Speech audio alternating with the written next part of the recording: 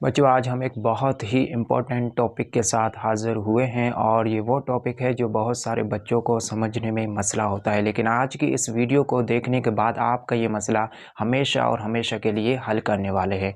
वो टॉपिक है हमारा रेशनल एंड इर्रेशनल नंबर्स। आज की इस वीडियो में हम बात करने वाले हैं कि रेशनल नंबर्स क्या होते हैं और इर्रेशनल नंबर्स किन नंबरों को कहा जाता है। सबसे पहले जो चीज़ समझनी है रेशनल एंड इर्रेशनल नंबर्स के अंदर कि basically rational and irrational numbers खाली नंबर नहीं होते हैं, ये एक किस्म की फ्रैक्शन भी होती है।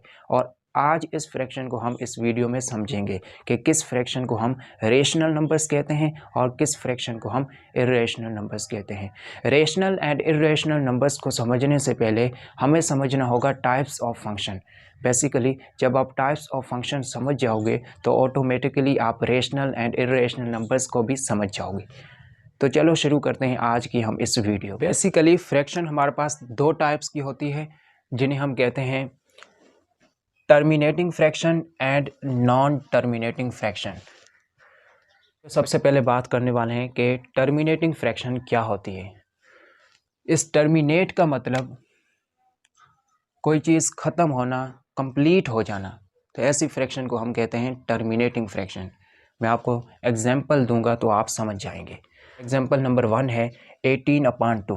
अगर 2 के टेबल से इन्हें कैंसिल आउट करें, 2 1 द 2, 2 9 द 18, तो हमारे पास जवाब आया है 9। ये एक फ्रैक्शन टर्मिनेट होकर हमारे पास आंसर आ गया। तो ऐसी फ्रैक्शन को हम कहते हैं टर्मिनेटिंग फ्रैक्शन। Example number 2 20/10। अगर 10 के टेबल से इसे कैंसिल आउट करें, 10 1 द 10, 10 2 द 20, तो हमारे पास क्या जवाब है 2। तो ये भी एक टर्मिनेट हो गई, कंप्लीटली टर्मिनेट होकर हमारे पास एक आंसर आ गया। तो ऐसी फ्रैक्शन को भी हम टर्मिनेटिंग फ्रैक्शन कहते हैं। Example number 3 5/25। अगर 5 के टेबल से कैंसिल आउट करें, 5 1 द 5, 5 5 द 25, हमारे पास कुछ इस तरीके से आया। तो ये अभी तक कंप्लीटली टर्मिनेट नहीं हुई। हम इसे अंडर रूट में लिखें, 1 को अंदर लिखें, 5 को बाहर, यहाँ पर डेसिमल पुट किए, यहाँ पर 0, तो 5 2 द 10, तो हमारे पास जवाब है 0.2। तो ये भी एक टर्मिनेटिंग फ्रैक्शन है। तो ऐसी फ्रैक्शन को भी हम एक टर्मिनेटिंग फ्रैक्शन कहते हैं। लास्ट एग्जाम्पल देख लीजिए, 5 1 द 5, 5 10 द 50, तो कुछ इस तरीके से बचा। तो फिर इसे अंडर रूट में लिखें, 1 को अंदर लिखें, 5 10 को बाहर लिखें, डेसिमल पुट किया 0, 10 1 द 10, तो यहाँ पर हम लोगों ने कट हो गया, तो हमारे पास आंसर आया 0.1। तो ये भी एक terminating fraction. Basically terminating fraction हमारे पास होती है रेशनल नंबर्स। टर्मिनेटिंग फ्रैक्शन को हम कहते हैं रेशनल नंबर्स। अगर आपके पास खाली ये लिखा हो 4 8 9 10, कोई आपसे पूछे ये टर्मिनेटिंग फ्रैक्शन है या नॉन टर्मिनेटिंग फ्रैक्शन, तो आपने कह देना कि ये एक टर्मिनेटिंग फ्रैक्शन है। क्यों? क्योंकि इसके डेसिमल में 1 है, इसके भी डेसिमल में 1 है, डेसिमल में 1, डेसिमल में 1। जब इसे हम सॉल्व करेंगे तो ये एक टर्मिनेटिंग फ्रैक्शन हो जाएगी। तो ऐसी फ्रैक्शन को भी हम कहते हैं टर्मिनेटिंग फ्रैक्शन। उम्मीद करता हूं कि टर्मिनेटिंग फ्रैक्शन का कॉन्सेप्ट आपको क्लियर हो चुका होगा। अब हम चलते हैं non terminating fraction. Non terminating fraction, non terminating fraction की मज़ीद दो टाइप्स है जिन्हें हम कहते हैं recurring fraction and non recurring fraction. जो सबसे पहले बात करते हैं रिकरिंग फ्रैक्शन क्या है। फॉर एग्जांपल आपके पास लिखा हो 1/3, इसे अंडर रूट में लिखें, 1 को अंदर 3 को बाहर, यहाँ पर डेसिमल पुट किया, यहाँ पर 0 दिया, तो 3 3 द 9, तो हमारे पास 1 बचा, फिर 0 पुट किया, फिर 3 3 3 द 9, फिर 1 बचा, फिर 0 पुट किया, फिर 3 3 द 9। तो बच्चों अब ये फ्रैक्शन कंप्लीटली टर्मिनेट नहीं होगी, ये डेसिमल के बाद भी इसकी वैल्यू कंटिन्यू चलती रहेगी। ये नॉन टर्मिनेटिंग फ्रैक्शन तो है, क्यों? क्योंकि डेसिमल के बाद इसकी वैल्यू जो है वो कंटिन्यू चल रही है। ये नॉन टर्मिनेटिंग फ्रैक्शन तो है, लेकिन हमें क्या समझना होगा, हमें समझना ये होगा कि रिकरिंग फ्रैक्शन है या नॉन रिकरिंग फ्रैक्शन। ये एक रिकरिंग फ्रैक्शन है।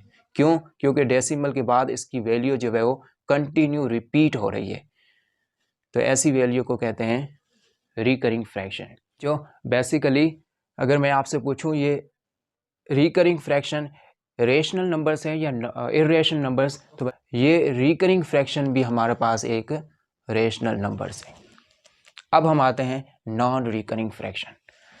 हमारे पास लिखा हो 20/7, अगर इसको हम अंडर रूट में लिखें 20 को अंदर 7 को बाहर, तो 7 3 दा 21, हमारे पास 1 बचा। यहाँ पर डेसिमल दिया, यहाँ पर 0 पुट किया, 7 1 दा 7, हमारे पास 3 बचा, फिर 0 पुट किया, 7 4 दा 28, हमारे पास 2 बचा, फिर 0 पुट किया, 7 2 दा 40, तो हमारे पास 6 बचा। तो ये एक वैल्यू अभी कंप्लीटली टर्मिनेट नहीं होगी, क्योंकि नॉन टर्मिनेटिंग फ्रैक्शन की हम बात कर रहे हैं, इसलिए ये नॉन टर्मिनेटिंग तो फ्रैक्शन है, लेकिन ये नॉन रिकरिंग फ्रैक्शन भी है। क्यों? क्योंकि इसकी 3.0.143 ये हमारे पास नॉन रिकरिंग फ्रैक्शन है। क्यों? क्योंकि डेसिमल के बाद इसकी वैल्यू जो है वो रिपीट नहीं हो रही है। ऐसी फ्रैक्शन जो डेसिमल के बाद उसकी वैल्यू कंटिन्यू रिपीट हो, तो ऐसी फ्रैक्शन को हम कहते हैं रिकरिंग फ्रैक्शन। और ऐसी फ्रैक्शन जिसकी वैल्यू डेसिमल के बाद वैल्यू जो है वो कंटिन्यू रिपीट ना हो, ऐसी वैल्यू को हम नॉन रिकरिंग फ्रैक्शन।